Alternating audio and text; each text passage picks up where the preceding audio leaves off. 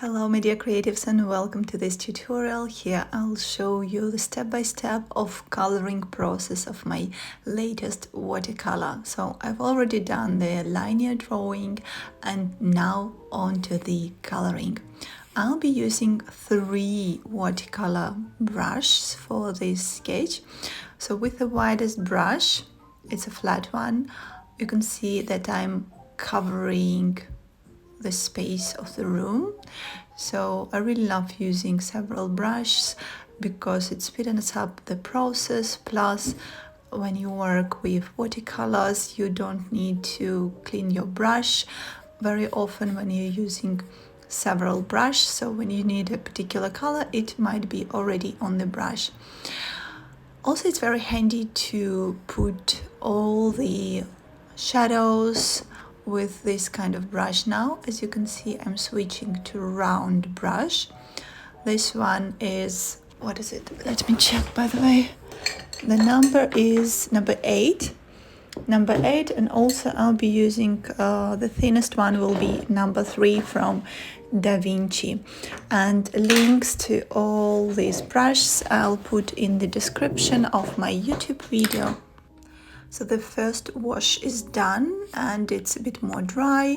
When it's a bit more dry, I'm starting with the second wash. I'm applying it to the wall where the windows are. So this wall will be the darkest one. Why? Because actually it receives less amount of light, because light coming from the window, it hits like all the horizontal planes, like the top of the bed, the flooring area, obviously. The daylight bounces from the walls, and this frontal wall, the wall where the windows are, it actually receives less amount of light.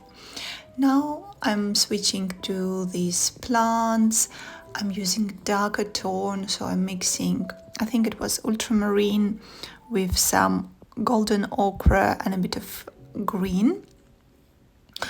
And while the previous layer of watercolor is still wet, I'm applying that, and I really love how it becomes very smooth, so the edges are very smooth. That's exactly what I need for my background. So with the foreground, with the parts of the image which are closer to us, I want them to be sharper, more precise, but with the background, it's absolutely acceptable for them to be more soft, more fluid. So in total, this watercolor took me, I think, about 1 hour. So definitely for YouTube, I planned it to be under 10 minutes. And just recording the most essential steps of coloring. You can see that I even skipped the linear drawing part.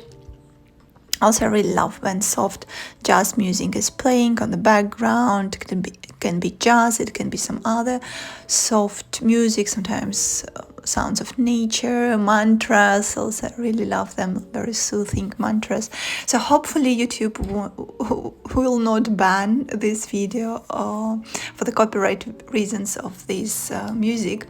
And now, my green smoothie break. That's funny, but during the drawing process, sometimes I can get really hungry. And funny because outside it's really starting raining really heavily. I really love drawing while it's raining. Here in New Zealand, it's primarily all about sunshine, and I find that it's quite hard to focus on work when the sun is shining outside, because for somebody like me who was born in the northern hemisphere, in the city of rain, in the St. Petersburg, Russia, really I cherish every moment when it's sun. And even though I've been living here in New Zealand for more than 7 years, still when sun is out, I'm out. So it's really good for me when it's raining, because I can properly focus on my drawing process and my work. Meanwhile, I switched to my thinnest brush. It's from Da Vinci.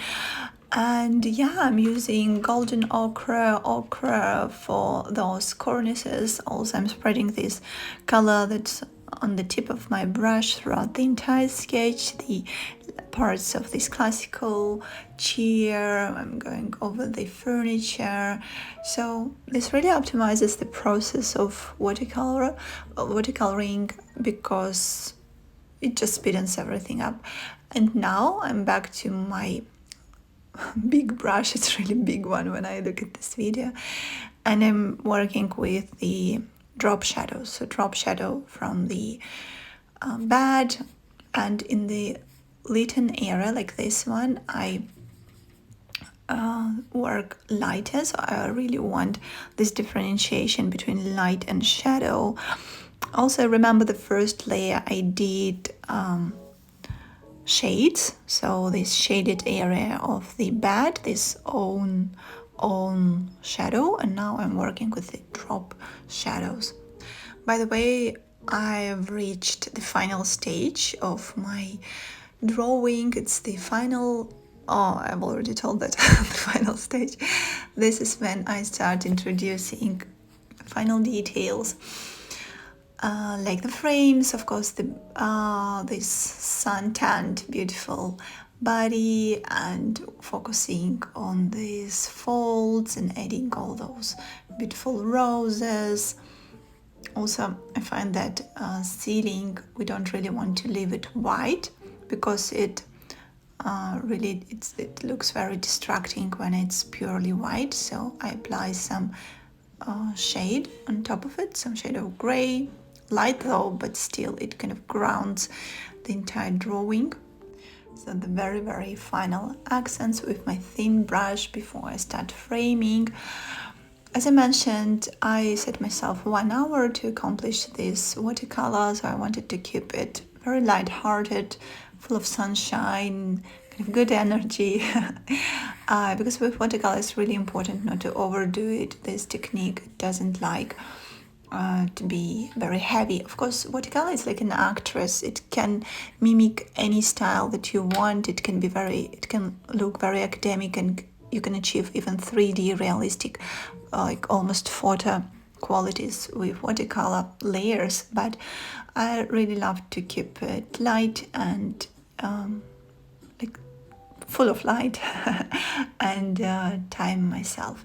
So here are some close-up details. And of course, if you would love to dive deeper into watercolor, one of my favorite techniques, I welcome you to check out the details, the program, and the sketches from my online course on watercolor for interior sketching. And just look at that, how weather has changed. Now it's all about sunshine. Now again, for more information about my online course on interior drawing in watercolor, just click the link in the description of this video so you can see all the drawings that you'll be able to accomplish during that course. You'll see the program, the list of materials you will need for this online course.